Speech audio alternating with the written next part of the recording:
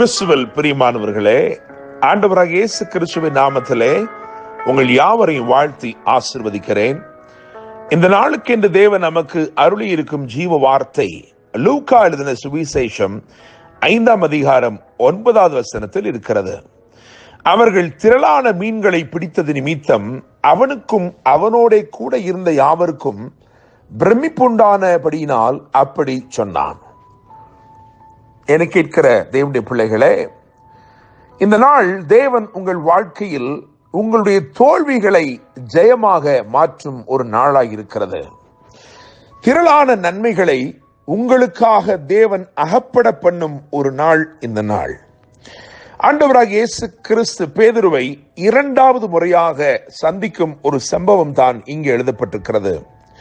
யோவான் 1ஆம் அதிகாரம் 41 மற்றும் 42 ஆகிய வசனங்களை கவனிக்கும் பொழுது, அங்கே சீமோன் என்னும் இந்த பேதுரு முதல் முறையாக இயேசுவை சந்திக்கிறான்.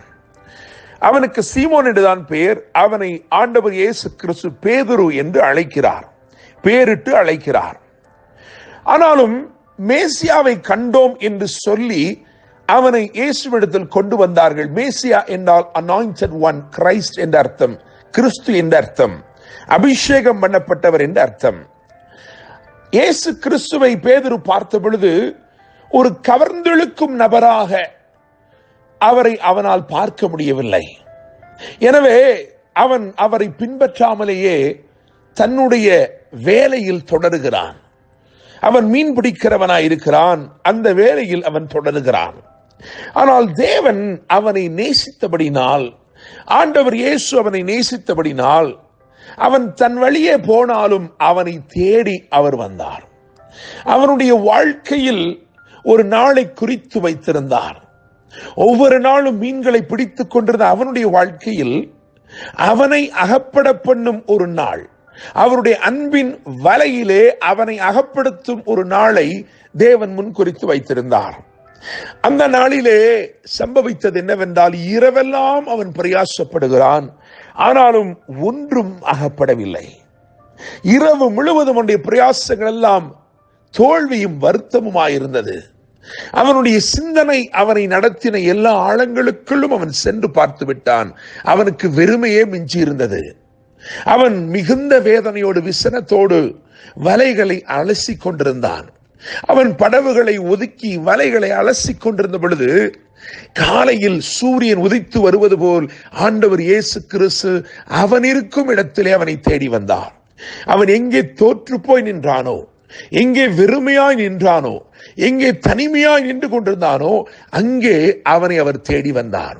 என்னை கேட்டுக்கொண்டிருக்கிற தேவனுடைய பிள்ளைகளே, ஒருவேளை நீங்களும் தோல்விகளோடு கூட காணப்படலாம், தனிமையிலே புலம்பிக் கொண்டிருக்கலாம், வெறுமையோடு நின்று கொண்டிருக்கலாம். உங்களை இயேசு தேடி வருகிறார். ஒருவேளை இயேசு கிறிஸ்து உங்களுக்கு ஒரு கவர்ந்தெழுக்கும் நபராய் தோன்றவில்லை என்றாலும் இன்றைக்கு அவர் உங்களை தேடி வருகிறார். நீங்கள் அவரை வெறுத்தாலும் அவர் உங்களை நேசிக்கிறவராய் இருக்கிறார். அவர் உங்களை தேடி வருகிறவராய் இருக்கிறார். பேதுருடைய வாழ்க்கையிலே அன்றைக்கு கூட்டாளிகளும் இருக்கிறார்கள், கூலியாட்களும் இருக்கிறார்கள். கூட்டாளிகள் பொறுத்துக் கொள்வார்கள், கூலியாட்களுக்கு பணம் கொடுத்தே ஆக வேண்டும். அப்படி பணம் கொடுக்கிறான் என்றால் அவனுக்கு அது நஷ்டத்தின் கணக்கில் எழுதப்படும். ஆயினும் பேதுரு நஷ்டம் அடைவதை இயேசு அனுமதிக்கவில்லை. இயேசு அவனுடைய வாழ்க்கையிலே குறுக்கிட்டார்.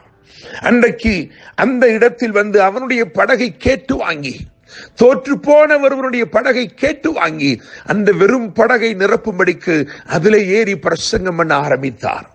என கேட்கிற தேவனுடைய பிள்ளைகளே, ஆண்டவராகிய இயேசு மாத்திரமே அவர் வெறுமையானவைகளை நிரப்புகிறவரும் வெறுமையானவைகளை பயன்படுத்துகிறவருமாயிருக்கிறார். அவர் ஏறி நின்றது ஒரு தோற்று போன வெறுமையான ஒரு படகு. அந்த படகு பேதுருவுக்கு கை கொடுக்கவில்லை. ஆனால் இயேசு அதில் ஏறி நின்று பிரசங்கம் பண்ணினார். இயேசு பிரசங்கம் பண்ணி முடித்த பிறகு அவனை ஆழத்திற்கு தள்ளிக்கொண்டு போய் வலைகளை போடு என்று சொன்னார். அவன் ஒரு வலையை போட்டான். ஆண்டவரே, இரவெல்லாம் பிரயாசப்பட்டோம், இங்கே ஒன்றும் இல்லை என்று பாரும் என்று சொல்லும் அளவிற்கு ஒரே ஒரு வலையை தான் போட்டான்.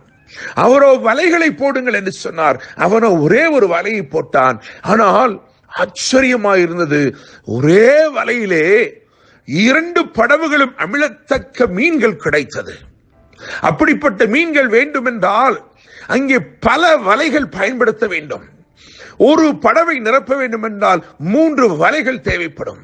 ஆனால் ஒரே வலையை கொண்டு 2 படவுகளும் அமிழத்தக்கதான ஒரு நிறைவை ஆண்டவர் கொடுத்தார். எனவேதான் ஆச்சரியத்தினாலே பிரம்மை கொண்டு அவர்கள் சொன்னார்கள், திரளான மீன்களை பிடித்த நிமித்தம் அவனும் அவரோட கூட இருந்த யாவரும் பிரமிப்பு உண்டானபடினால் அப்படி சொன்னார்கள். என கேட்கிற தேவனுடைய பிள்ளைகளே, இந்த நாள் உங்கள் வாழ்க்கையிலே பிரமிப்புண்டாகும் அற்புதங்களை அவர் செய்ய போகிறார். எந்த இடத்திலே தோற்று போய் தலைகுனிந்து நின்றீர்களோ அங்கேயே ஒரு பெரிய ஜெயத்தை வைத்திருக்கிறார்.